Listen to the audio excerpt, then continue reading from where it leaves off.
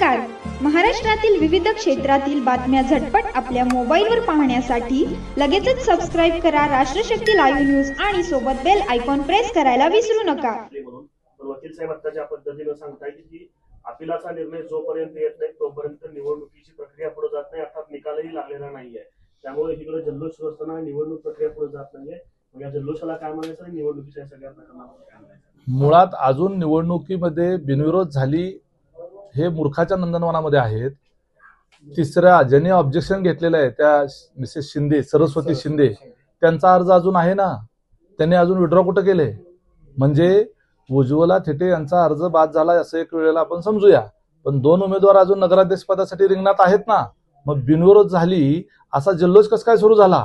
म्हणजे त्या ज्या त्या सरस्वती शिंदे आहेत या त्यांनीच उभा केलेला त्या ठिकाणच्या डमी उमेदवार आहेत आणि त्यांना खात्री आहे की त्यांचा विड्रॉ करण्यासाठीच भरला गेलेला आहे. म्हणूनच त्यांनी अजून बिनविरोध निवडणूक झाल्याची घोषणा होण्याच्या आधीच जल्लोष सुरू केलेला आहे. त्यामुळे यातली कॉन्स्पिरन्सी जी आहे ती त्यातनं डिसाईड होते. सरस्वती शिंदेने सुद्धा सांगितलं की मी डमी उमेदवार आहे, मी भाजपच्या विचाराची आहे, त्यामुळे मी अर्ज माघारी घेणार आहे. त्यामुळे सरस्वती शिंदेचा प्रश्न संपलेला आहे. पण न्यायालयीन प्रक्रियेमध्ये प्रक्रिया असताना अजून निकाल घोषित नाहीये, त्यामुळे ही निवडणूक अजून बिनविरोध पूर्णपणे म्हणता येत नाही. पण अंगामध्ये जल्लोष सुरू झालाय. नाही, पूर्णपणे नाही ना अपूर्णपणे पण नाही, बिनविरोध अजून झालेलीच नाही आहे.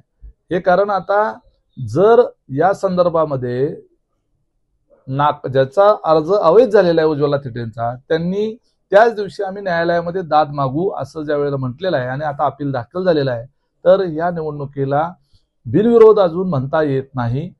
जोपर्यंत उज्ज्वला थेटे यांचा अर्ज न्यायालयाच्या पुढे डिसाईड होत नाही तोपर्यंत आपल्याला ही निवडणूक बिनविरोध किंवा निवडणूक झाली असं म्हणता येत नाही.